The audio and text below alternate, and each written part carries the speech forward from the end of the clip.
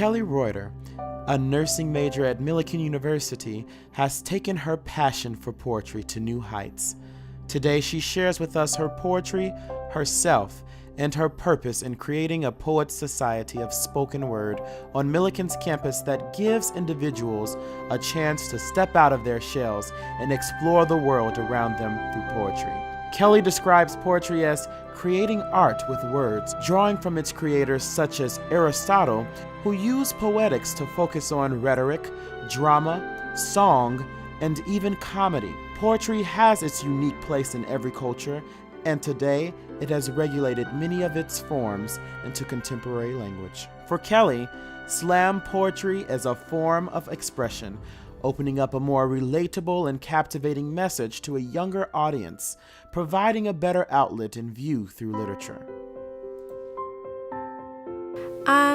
I started writing poetry because I kind of grew up as one of those kids that were really shy and really didn't know how to express themselves at all.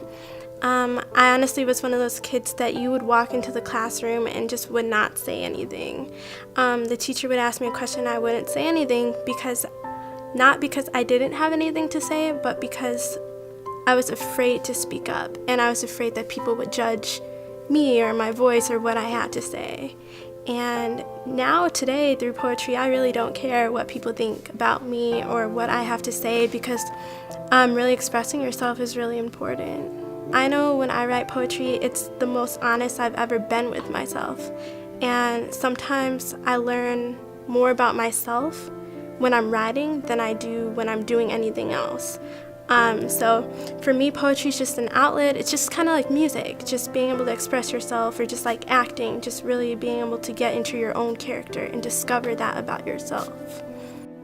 I get a lot of insight and influence from the Bible, which is really, for me, like, I feel like the Bible has so much language and so much like poetic influence, and I don't think people really realize that.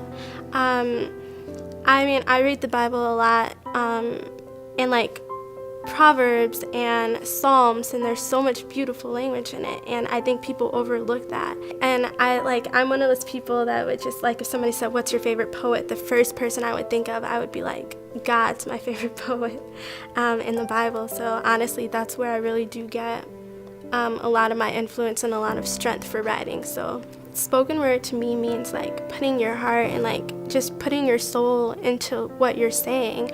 I hear a lot of people think like, oh, spoken word are the people that just like get really loud and rowdy and just start like moving and doing all these different kind of hand motions and stuff. But honestly, it's not stereotypical. It's just not that. You know, spoken word is just honestly just putting your heart and soul into it and just really expressing your words. Whether you use musicality or whether you just read it, honestly, just sharing your story. I write about a lot of personal stuff, which at times can be very challenging, because I always have to ask myself, like, do I want to censor this? Do I want to censor that? Because my family might see it, or whoever I'm writing about might see it. But with that said, like I said, I write about a lot of personal stuff and about a lot of stuff that I've been through and have witnessed. Particularly, I write about my family a lot. I write about my mom and my dad. I mean, they've definitely had a shaky relationship that I've witnessed while I was growing up. I write about my brothers a lot. One of my brothers is deceased, and he used to write a lot. So I write a lot after him, and I write a lot about him. But a lot of my stuff does originate just from my family. When I was in 4th grade or 5th grade, it was 2003, my brother was murdered. So I've written a few stories about that. Particularly, I have a poem called Red Rum. It's a letter to the man that murdered my brother. And when you pulled it out of my brother's neck, you didn't think that he would die. that tomatoes of blood would leave hickeys on his neck as Victoria ran down the stairs.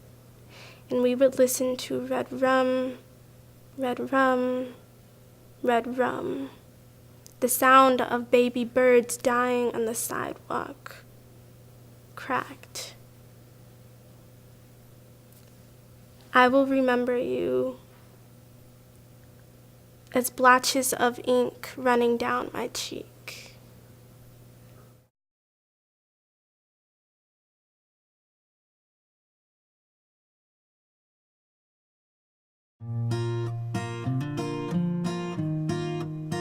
So I did the talent show last year, which was pretty cool. I ended up winning first place for solo. And I remember going home and I was like, wow, I just won first place for a solo performance out of all the singers and the dancers and just any of the other music groups. And I was like, wow, that's so amazing that you can win a talent show doing a poem. And people just really took to that really quickly. I would walk around the campus and I honestly had a number of people that came up to me like, oh, you're the girl that did the poem in the talent show. It was so good. Like, we want to see more of that.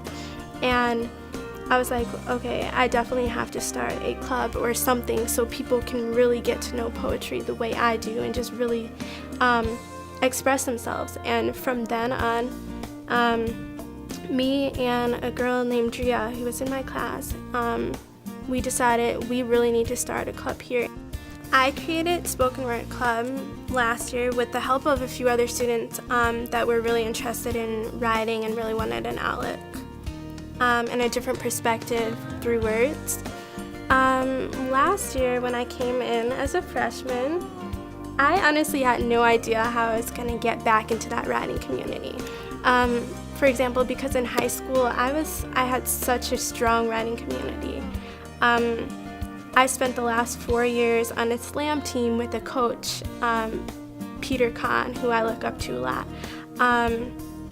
And every day we would practice poetry and it'd be writing and it'd be really intense, and we did workshops, and it was a really great way to get to know people that had the same passion as you or was looking to get a passion in writing. Since then, I've seen so much growth in so many students I wouldn't even expect to, write and want to write, because my club, Spoken Word Club, Echoes and Ink, it's open to students of all different majors, and I think that's really important because, I'm a nursing major myself, which is kind of ironic, and I feel like having a writing space is really important for students to be able to express themselves and not feel judged because they're not in the English department, or not feel judged because they're in one major and not another. So.